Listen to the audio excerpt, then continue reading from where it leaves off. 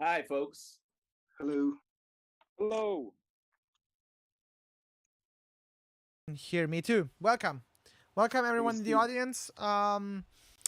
Today we are possibly listen to your music if you drop some links in the view form. The link is here, so everyone who wants to have feedback for his music, please make sure to drop your link into that view form and tell us a little bit about yourself. Tell us a bit about the work, what you were doing. Please do not drop like just random links. Drop your own work. It's important that you just drop your own work and not just random songs. So, and Has that until been happening? Sorry, what? Has that been happening? No, I just Worried about try to tell people that, not in case that we get new viewers and they're like, oh, let's drop something from Metallica, unless they are from Metallica. We can analyze Master of Puppets. I don't know. I don't think Metallica cares what I have to say. Yeah, that's true. They have their $800 million. There was a great Onion little blurb on the Onion about how Metallica was trying to copyright the 1-4-5 progression because they think nobody did it like them. It's satire, of course. But when I first read it, I was like, Not quite. really? I think everybody's done their own That was version. hilarious. I had a teacher that talked about that in a music class that I took some years ago. They named the lesson "You can't copyright a chord progression." You know, Yeah. people try to though. Yeah, which is Crazy. interesting. I mean, It's interesting. who could Yeah, copyright 1-5-6-4? The Pachelbel's canon. Yeah, Pachelbel all copyrights the that. time. So All the you are time. The actually 1564. you are actually open for feedback. We have one in the audience asking. Yes, Okay. please make sure to click the link and drop your music link. It must be a YouTube link. Drop your YouTube link into the form. SoundCloud does not work. Tell us Yeah, about. we're gonna try it out. We're gonna just will be like a test, like a guinea pig. You'll be the guinea pig, and we're gonna see if this works out on YouTube. I'm gonna Okay, try. we have I'm gonna try to one write- guy called Chico's, and we will listen to his track. He told Do us. we have to watch together. Oh yeah, for sure. I dropped the link, you guys. There we go. Please click on the link. Thank you. So, Chico is saying this is his second beat. He don't thinks that the mix is good, but he also don't knows how to improve it. Okay, let's have a listen. So my colleagues will analyze the writing, and I will analyze the mixing. That sounds like a deal to me. Can you before we start? Can you see the stats on the YouTube? Can you see? I don't think so. Let me see if I can. I'll go in while we're listening. So I'll mute. All you right, and all go right. back I in. can just see the comments on YouTube or on Facebook, but I cannot see the viewer stats. I can just see the viewer stats in Twitch. Okay, so let's listen to the beat, Rage type beat. Let's have a listen.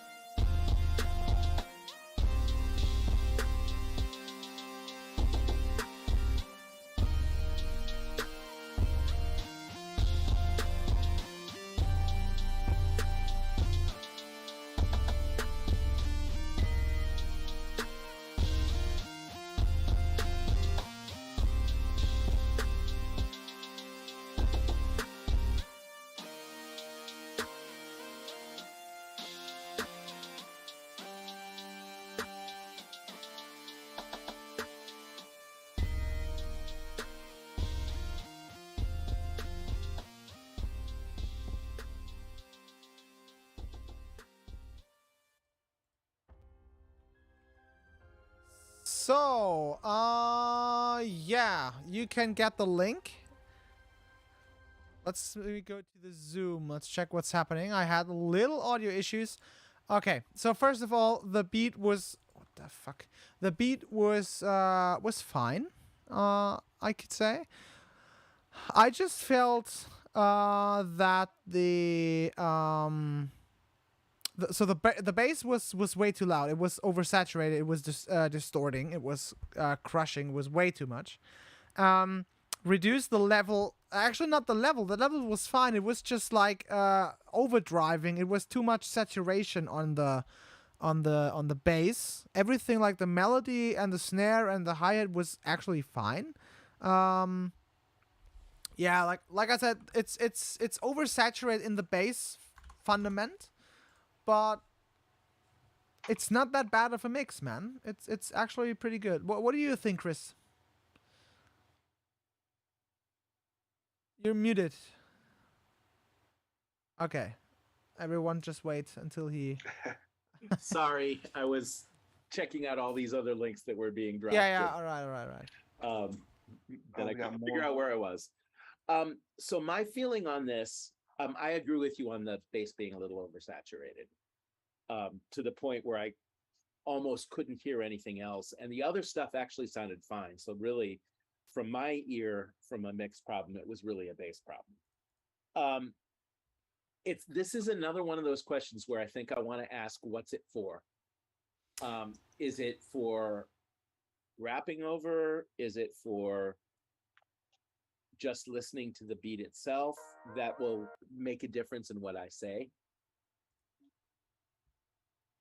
I have no actually I have no idea. It's rapping over. Okay, fantastic. Okay, so here's the problem. You got a hook. You don't have a rap beat.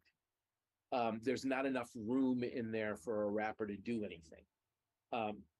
This is it's why I stopped making beats, honestly. I get really excited when I make a beat and I start throwing in the kitchen sink, and no rappers ever bite on it. And the reason they don't bite on it is because you can't, because I've crowded them out. And that's what I feel is the problem here. Like, you've got this dum ba boo da ba. You could have someone sing over that. That would be great. And that would be your hook.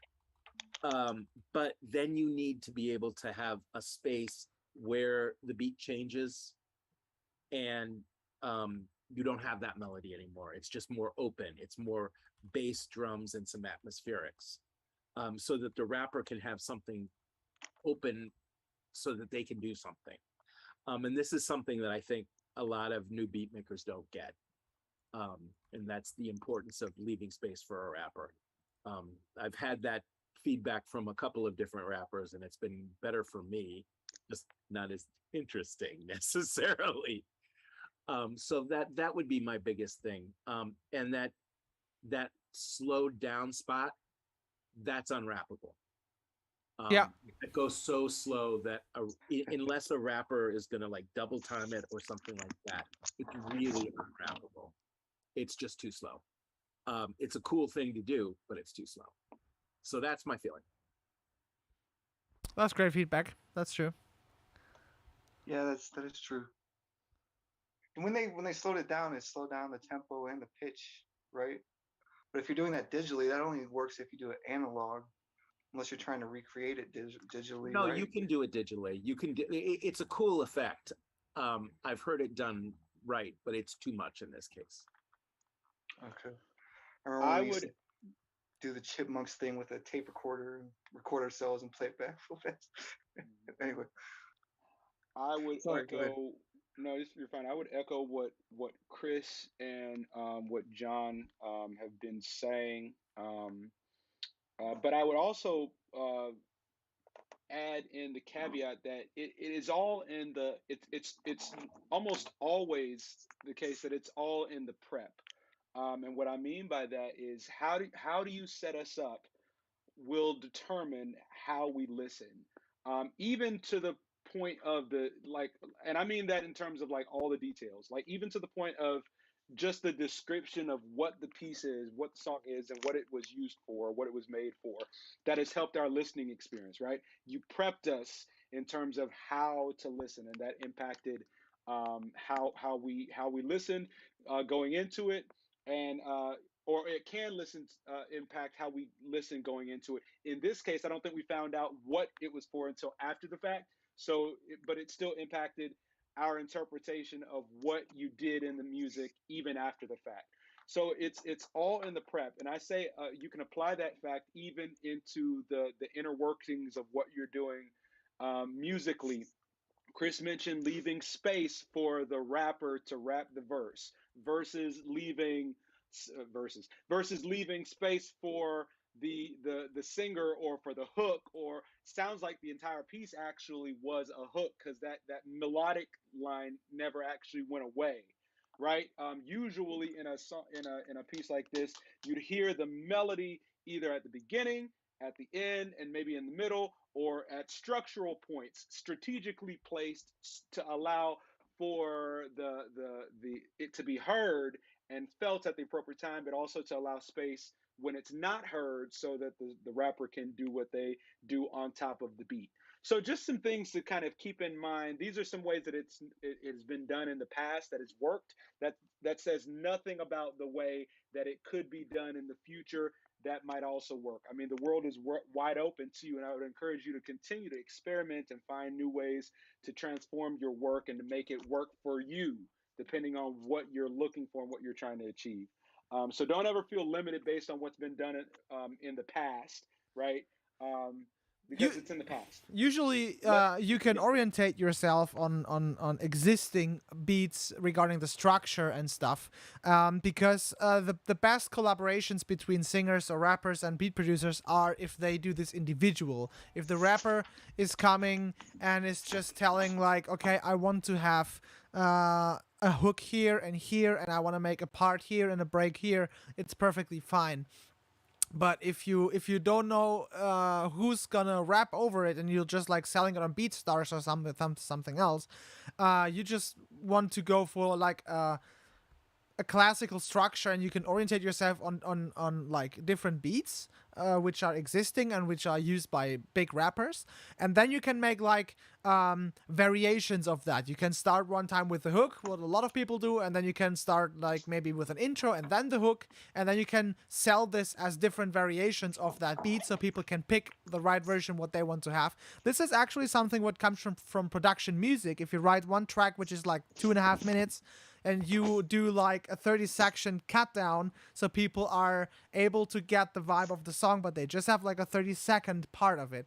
And if you do this with Like a beats, sample. I'm very sure that this will be a very good selling beat, because I've never seen like multiple variations of a beat which people can choose to match their own song. I have a lot of customers of rappers here, which I produce, and they always write their music to the beat. And sometimes they come up to me and they're like, why is the hook so long, and why is it here? I would like to have it 4 bars behind. And then I'm like, ask the beat producer and just get in touch with them and talk to them. This is a very common thing. So Chris said before, this is a hook, not a beat, right? So this would be something like the chorus or something like the catchy Yeah, part of a rap song, hook is but what not rappers call the chorus, basically. Yeah. not the long like Right. uh hip hop verses. It'd be The more other like Right. thing, the other thing to be aware of sometimes is that a lot of rappers will take like the hook from one beat and the verse from another beat, and producers will do that. Beat makers don't necessarily have the last word in what happens to their beats. True. And a producer will be like, I like that, I don't like that, but I like that, so I'm taking these two. And both beat makers get like junior production credits or something like that. Sometimes they don't get any credit if the producer's a jerk, but Mhm. just be aware of that. So I still think it's best if you like have an idea of what the verse should sound like for your own song. Mhm. But I also like what you were getting at, Johannes. If we had more time, I would definitely ask you to expound a little bit more, because what you're kind of was kind of getting into a little bit was this whole idea of libraries, Yeah. and having like a catalog of things that people can go to and choose from and pick, so that they can use it however that they see fit in their own song or their own production.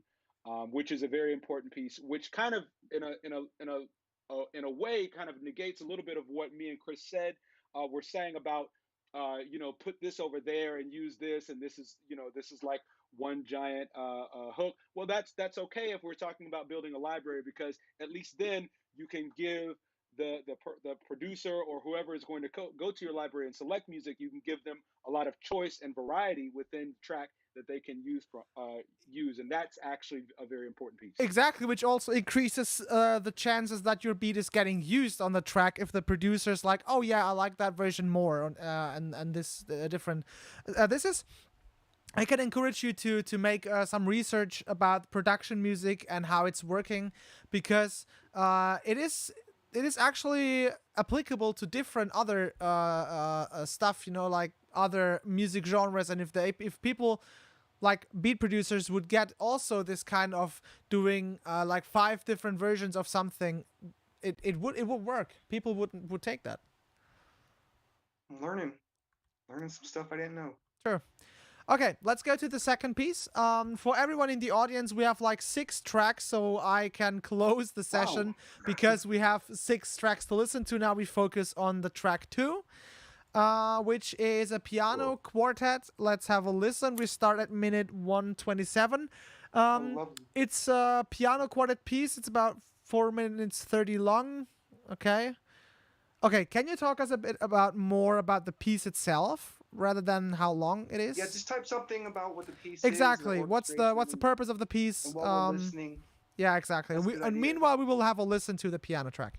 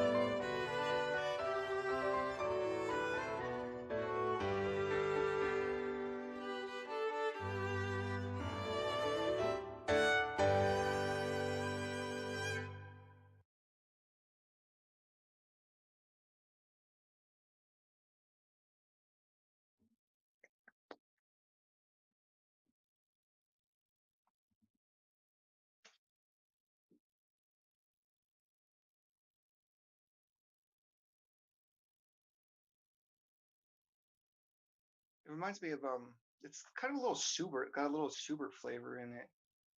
To me, at least it sounds like. It has the structure of the phrases is done right. It's a parallel period where you have two phrases that they start off the same, but the second one ends slightly different. You know, maybe goes out to the dominant or the dominant of the dominant, so that it can go to the dominant, the 5 of 5, so it can go to 5 or whatever. But it was the development was nice. The use of themes and the play back and forth between the instruments was really nice. I liked it. I will go ahead and weigh in. Okay, so this is gonna Yeah, sound I'm weird, sorry. but Go ahead, William. no, I'm it's supposed okay. to. It's okay. So I it's gonna sound weird, but I felt like the piece almost sounded like a Baroque era composer had kind of like been plucked out of the Baroque era and like plopped into the classical period, either mid or late classical, and just to try and see how they would write in that style. And what I mean by that is there were certain rules that come with like classical era writing, or even early romantic, right? Because Schubert is like early romantic um, writing that were broken here, and almost like deliberately. There were certain moments, like there was where it just went from like it was at a major one chord, and it just dropped immediately to like a flat seven chord, and it was like that's almost like never done in classical air writing. But the rest of the pieces in terms of the rules of classical writing were so strong and were so present that it was like, okay, this must have been an intentional effort. So it made me think of like if a composer from the Baroque era had been in this period, because they may not know all of the rules of the classical period yet. However, they know enough of them to where it looked forward enough to kind of anticipate where classical music would end up, if that makes sense. I don't know. It was weird. But and I mean all of this as a compliment, like in a good way. I could tell that there were some very deliberate choices that were made here. So, I just wanted to say kudos to that because I caught it, and I thought it was neat. Um, and so that's all I'll say for now. But yeah, Baroque era composer, maybe even a Renaissance one plopped into the classical period, trying to write in that style. Even Renaissance. Okay. Well, the flat seven would call that, because that's a little bit of modalism Yes, you would that not yes. have had in that classical period. All right.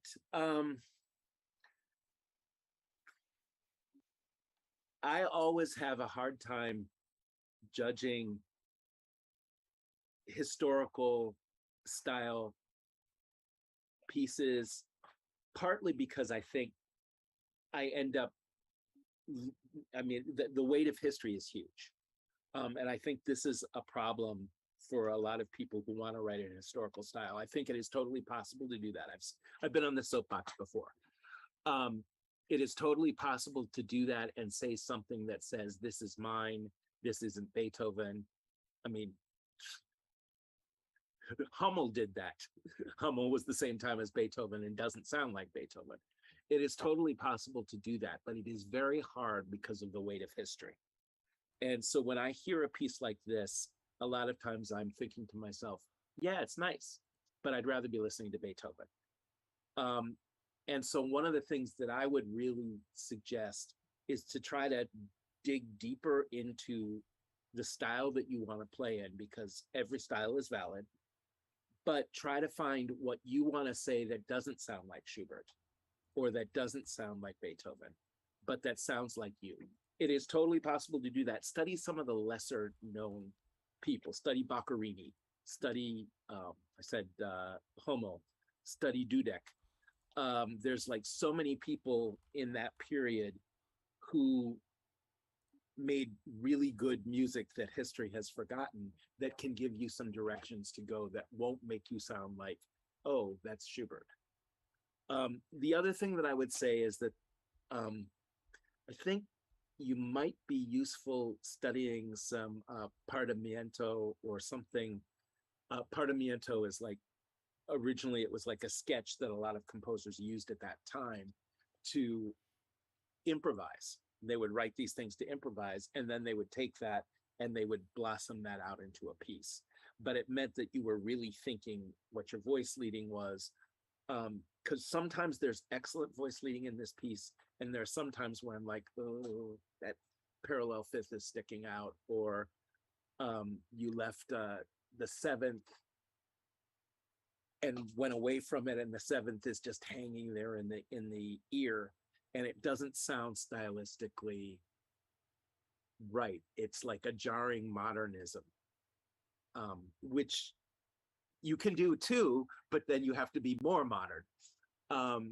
If you really, really want it to be in that early 19th century style, really, really get to study your partimiento and figured bass and things like that, so that you really are being careful about what you're doing. But I think it's a good piece. I think it's a good piece, and it was happy and joyful, and I love that. So Yeah, it can brighten up take the all mood. this criticism in the spirit that it's meant, which is not, this is terrible, or you should only be writing 20th century music, but It's rather, definitely not. He's not saying it's terrible. It's not right, terrible. but rather really get down into the craft. Yeah. Chris, though, I was going to say something to piggyback, if I could, Yeah, off sure. of the comment that you made about writing music in the style of, or writing music as if it were in this era. Um, the other thing that you could dig into is, if you want to make it sound like Schubert, fine. If you want to make it sound like Beethoven or Mozart or even Bach, fine. Go with that. Go down that rabbit hole. The other thing is not just commenting on the era itself or the music from that era, but maybe even the composer, the specific or particular composer that you have in mind.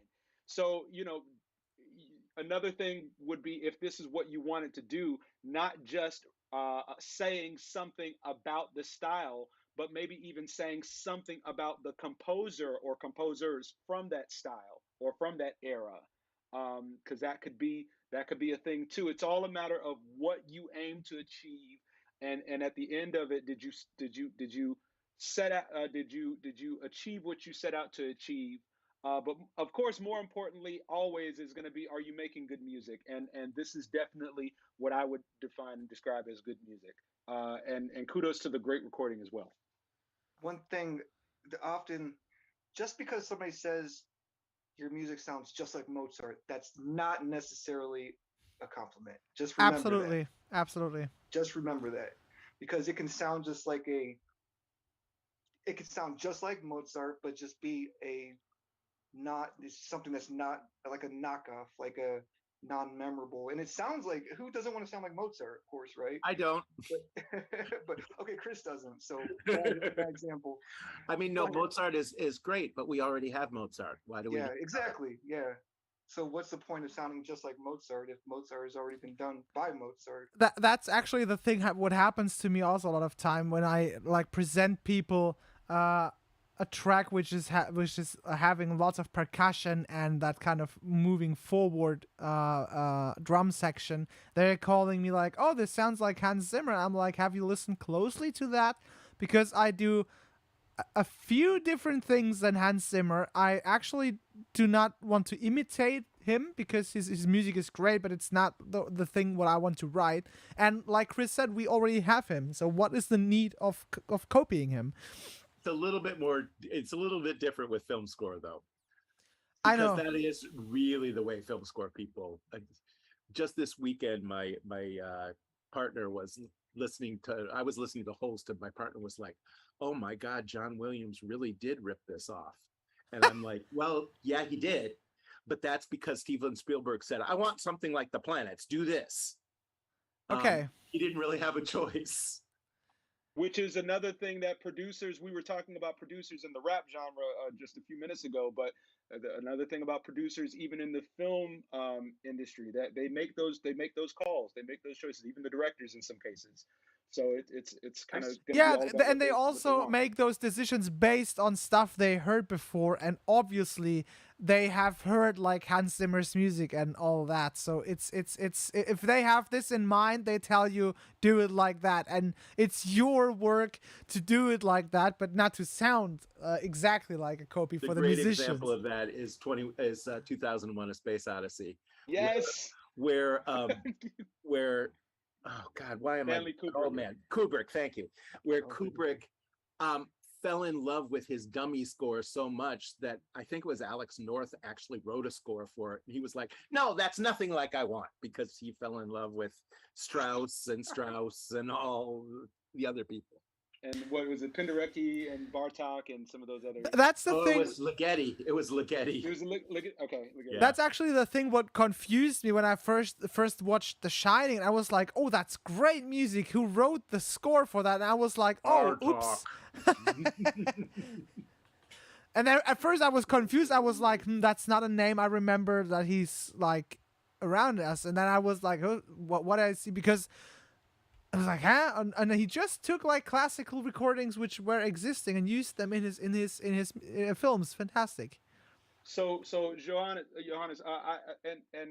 I know we're pressed for time. We got a lot to get through, but I am, and I'm not in the film industry yet, but I would love to be. One of the things that comes to mind is I'm thinking that part of the job of the film composer is to kind of act as an advocate, if you will, for new film music. Like, and what I mean by that is the director and the producer, if left to their own devices, I could see more of that kind of thing happening than less, where the producer is like, I want it to sound like this tip track. And the more they listen to that and kind of get that into their system, the more they kind of may get attached to that and decide one day, hey, I think I actually do want to use this, That's rather than. My one experience with film, that's what ended up happening with the score I wrote. That's the crucial balance which you have to keep, because I get a lot of obviously directors come to me and they send me like temp music, and then they're like, that's what I have in mind. And before I listen to the temp music, because mostly I don't know the tracks, like what does it exactly sound like, I ask them which section and why.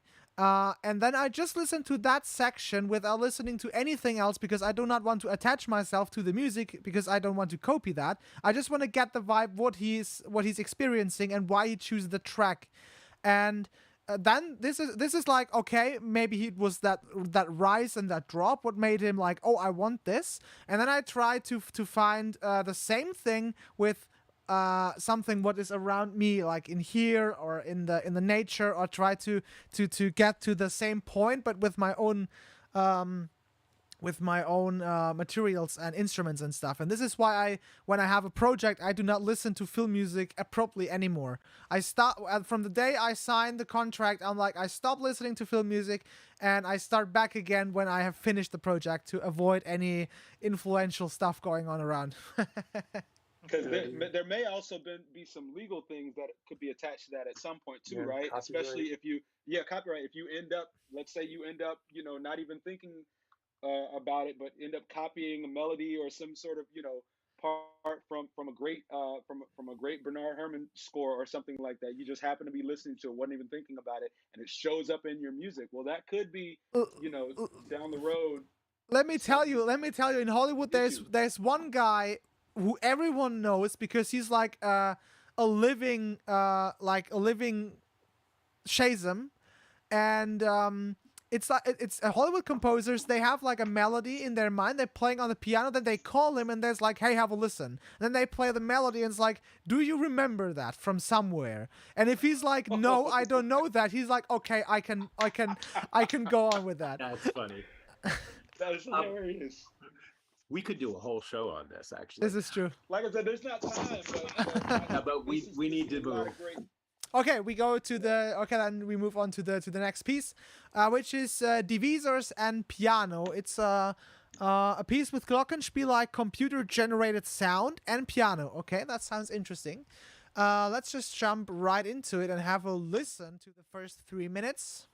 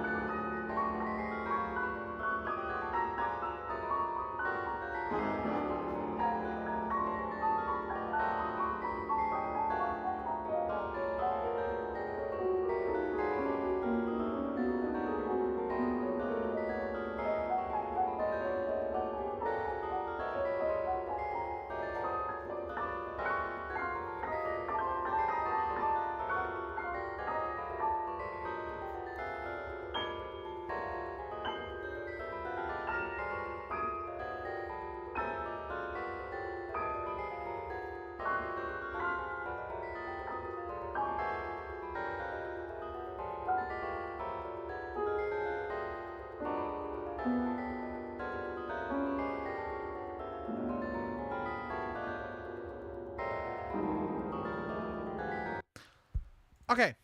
I'll let my colors go first. Can I go last? And I know again we're pressed for time. I've got some comments for sure, but mine might take a little bit longer. So Okay. I'll let everybody else go. I have some questions.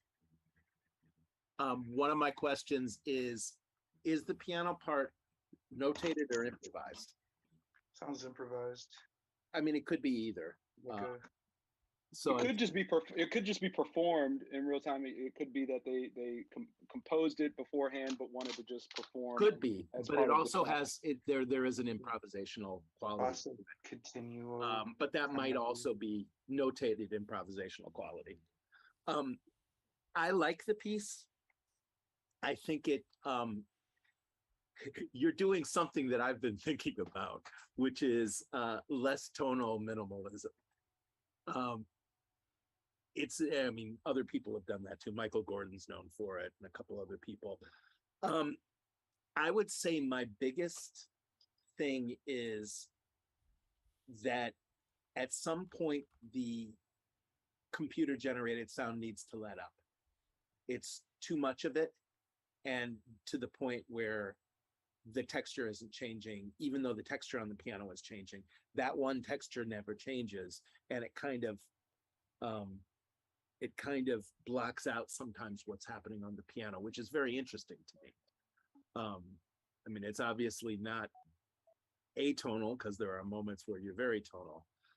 But I think what you're doing is really interesting. I also wonder if some of that, I don't know how you are doing the recording exactly, but the piano sounds a little muffled sometimes or a little muddy. So the mix between the piano and the computer generated sound isn't always as good as it could be, and therefore not letting the music be as clear as it could be, I think. But I think it's a really, really interesting idea. So that's what I'm going to say. It's true. It's true. I think if I would go out and ask my neighbors about this music, they would be like, "What the fuck is that?" And if you listen this from a musician's perspective, it's like interesting stuff is going on because you have this kind of movements between the left and the right side, and you're just like you're listening, and it sounds interesting because if you try to follow what's happening, it's just interesting to listen to. So it's. Made me laugh. I like this. I like this piece. Even though I don't have something any constructional constructive criticism or something. I'm But not an expert in this at all. Chris said it was some kind of minimalist. That sounds about right. It kind of reminds me of like the nightmares, like in a scary movie. Like one in the comment section said if Michael Myers would have a second theme, it would be that. There you go. Like right before it's a bad. So I scary must pop-up. admit, I get tired of contemporary music always being horror music. To me, sometimes it's absolutely joyful. Me too. I get tired of that also. But yes. I just wish one thing I would just wish it would change the tonal center a little bit. That's all. Maybe kind of shift it off into some far remote, like a tritone up or something. That would have been pretty cool to hear that because it would have been even more jarring. It to might jump have also into that been, tune up. it might also be a texture change you're looking for. Could be. Yeah, definitely the idea of a change, I think, is something, and maybe it happens later. The idea was really That cool. was It good. was just a little bit. And the thing that you did with the like I saw your hands going down the piano. I think you were crossing over. That little sound effect that you did was really cool. I like that. But okay, I'm not an expert in this, so go ahead, William. You're muted. Okay. All right. So I got a lot. So I'm gonna just go speed through this real quick. All right. So first of all, I liked the piece a lot. All right. Don't let it be said that that somebody here did not love. I enjoyed the piece a lot. All right. So I heard about like a couple different composers kind of mixed in with this piece. Like I was thinking about John Cage at one point, Milton Babbitt, Webern, but with the melodicism of Berg, I'm Berg a little bit. I thought of Stockhausen. I thought about the quality of the sound And it made me think of the instruments that you were using to provide that electronic part. I was thinking about, I thought I heard prepared piano in there, perhaps that you might have been using as a sample. So that was cool. I just want to talk for just a quick second about kind of like music history and where it has kind of brought us to today. And I'm gonna use as an example something kind of left field, which is the Seinfeld show. Like if you for anybody who's ever watched the Seinfeld show, like from the beginning in like 1989 when the show first hit, it was kind of took a long time to gain traction, but it became a massive success, right? But the thing about it is like they built in so many different like cues and so many different like character traits like throughout the show to the point where, and they brought the audience along with them through the journey of these characters and all of the episodes, their antics, so that by the time they got to the last episode, if you ever watched the last episode, if you went in cold to that show and only watched the last episode, you would walk out of that show saying exactly what Johannes was saying. What in the crap is this that I'm, that I'm watching? Nothing makes sense. None of the you didn't catch any of the references. It just seemed like a hodgepodge, and it wasn't funny at all. But to somebody who had stuck with it from the very beginning all the way up to that point, you understood every single character reference, every single image that you saw on that screen, and it was all hilarious. But part of it had to do with the fact that you had stuck with them from the beginning and they had brought you along with them. Now I'm gonna switch over to music history, because one of the things that we've forgotten is that music history, which started in the way we know of it now, started in Europe, right? Classical music history. And they brought their audience along with them throughout the years and decades and centuries, to the point where we could get to a place where you could hear Strauss on an opera stage doing something like Salome, or doing something like Electra. And it made sense. They had not crossed all the way over into 12-tone writing like what Schoenberg had done, but it still made sense how we had gotten to that place. However, if you had brought somebody from maybe like today's time, who, most of the public has no palette whatsoever for modern music, and I get it. But if you had brought one of our today audiences to that time period and just dropped them cold into that audience to hear that piece at that time, they may walk away with the same thing that what Johannes was saying. And it's the same thing with the piece that you have written.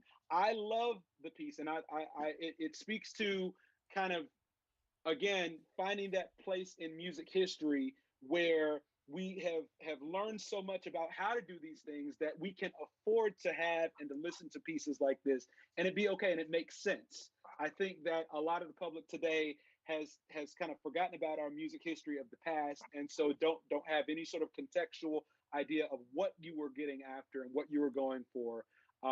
But there is an audience for that piece, but it has to do a lot, I think, with the music history aspect that we've forgotten. And that's all my comments. Nice comment. Yeah, especially I think if there's like a show or a film or something which could benefit from that, it would, like, people would be like, oh, that's super nice. And if they just listen to it, it would be like, okay, that's interesting. What is that? Context is key. Yeah. Context really is key. Really is. Okay, let's keep on with the next track. I apologize for being so long-winded, guys. It's fine. It's fine. We have time. We have two tracks and we have 10 minutes. So that should be fine. Okay. The next track is a bedroom lo-fi track with the composer did a little while ago with my production and one take vocal thing. Okay, so we have vocals and a beat. Okay.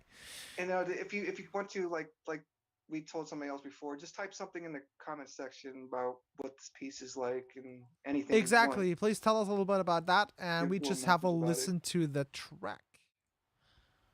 All right.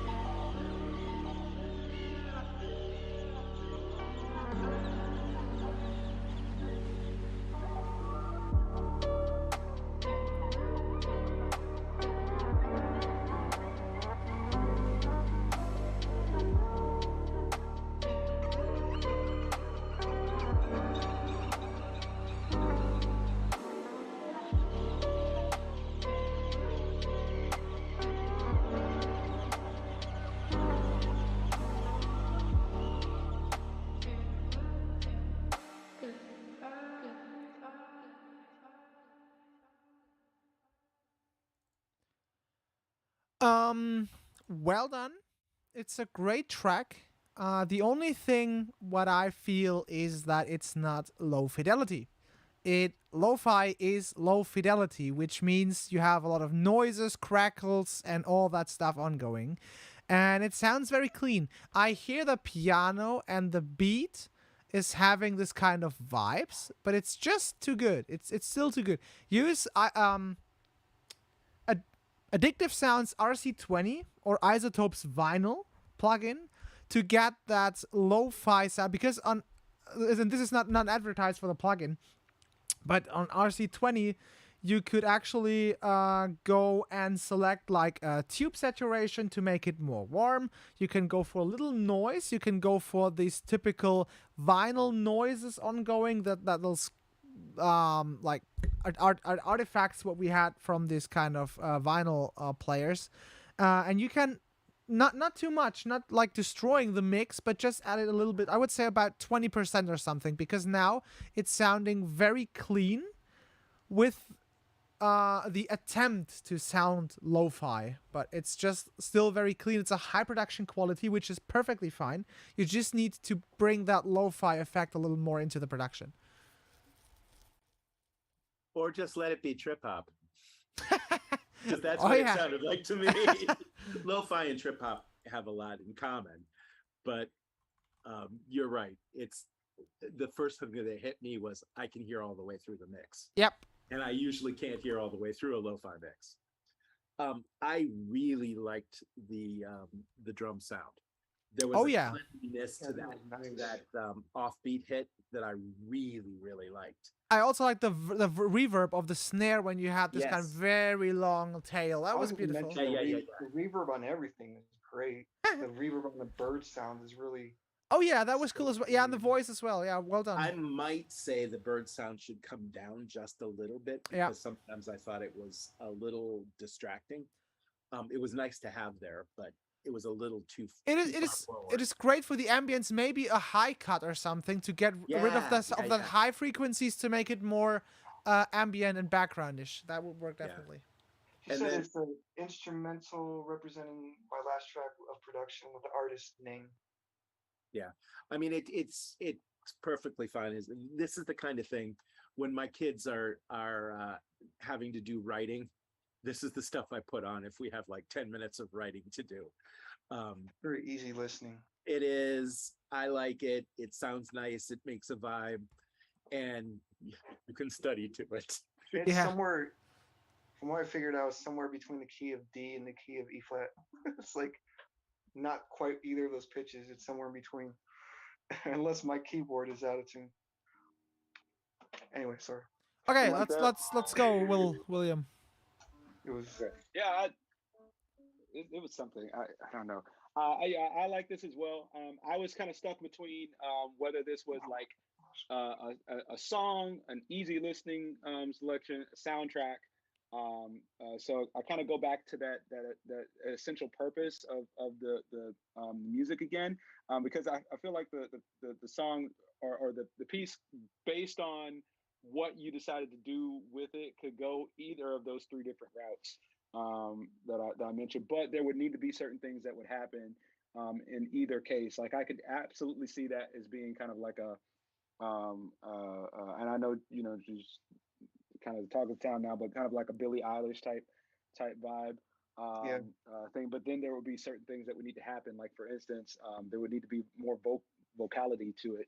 It would need to be a song, and there would need to be a space for the verse to come in, and then going into the chorus part.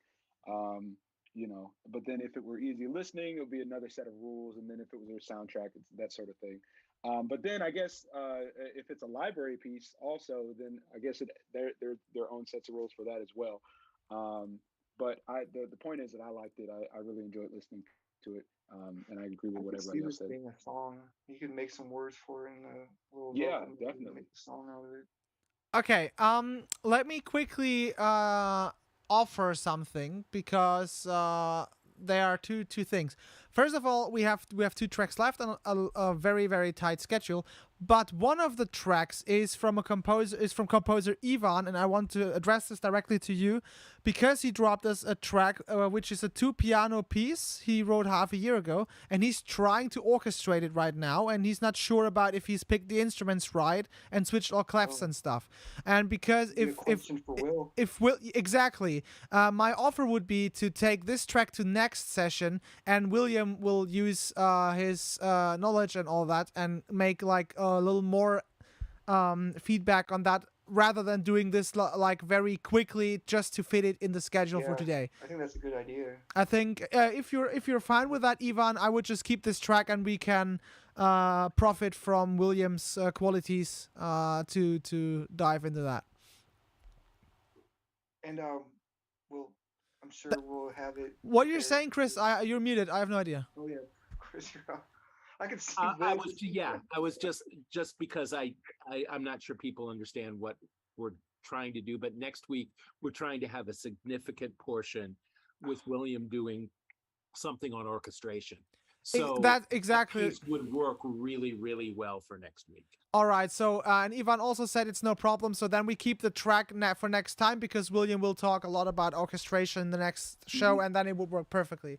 All right. Then we just jump to the last track for today, and which is from Joseph, not Joseph Jones, for everyone.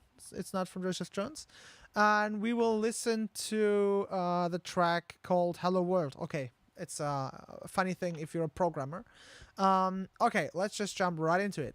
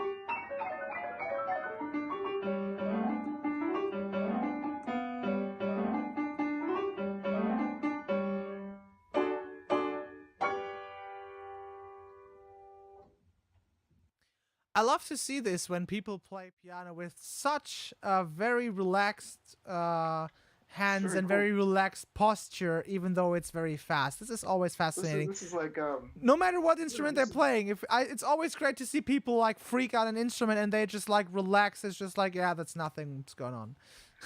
yeah. I used to play like that.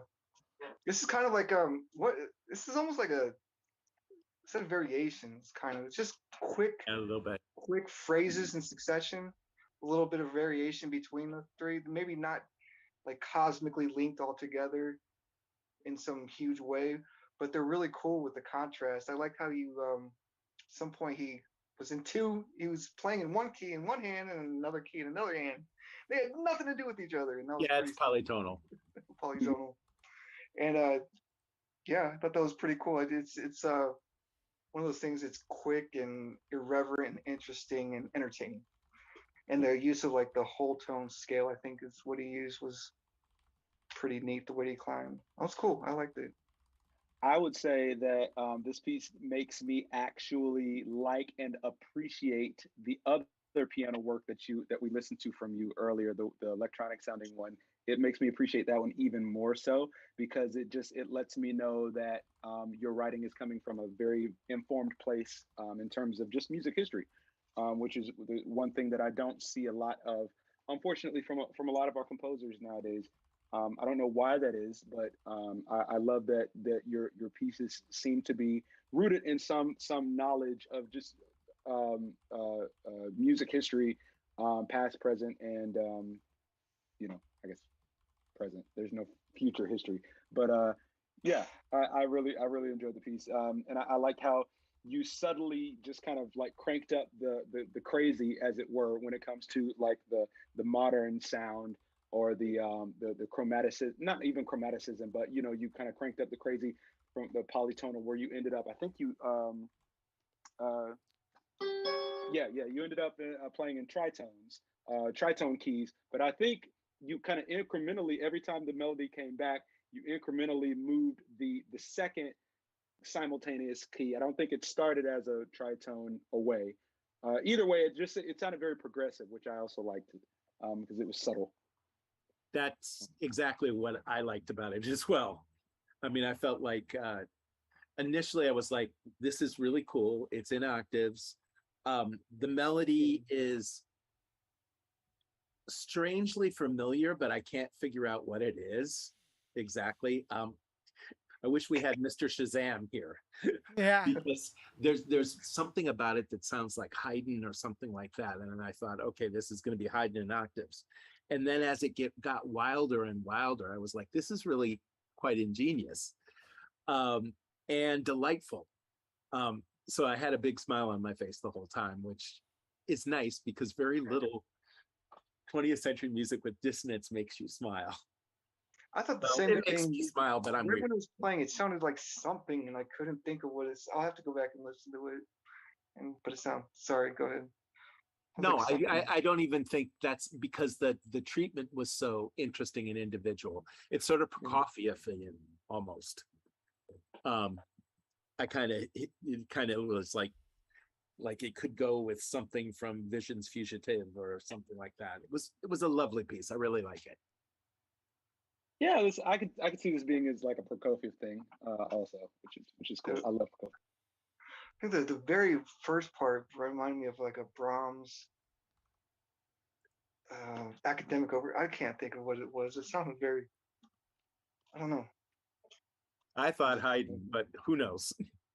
Just talking. It may just be one of those melodies that sounds like a whole lot of different ones. Oh yeah, kudos by. And then the treatment is, and the piano, like the piano playing is honestly, as a pianist, I'm like, it's very the way he played that. I can't believe he played the left hand like that. That looks very difficult, especially with the octaves. And the first phrase looked like the hardest. Yeah. Those parallels. Okay. All right. Great track for the end. Well done. And right, then we will see us next week. I'm looking forward. I think it should be possible for me to do it next week as well, because it is also very If interesting not, for me. Just let us know and we'll reschedule. Let's make this a nice. I cool mean, event. definitely. I mean, also if Matt he's also capable of streaming. I hope so. If not, it will be fine. I think I will find time to do that. It will be fine. If not, I'll try to jump in. We will work out a show for William to do orchestration. Definitely. That's a good idea. I'll just put a post out. Yeah, exactly. Just make this like orchestration as soon as we special. make it official, I'll start doing it. Okay. Well done. So then we will hear us next week, and everyone in the audience, take care, stay safe, and thanks for watching. And we will see us in the next show. Bye, everybody. Great music making, guys. Exactly.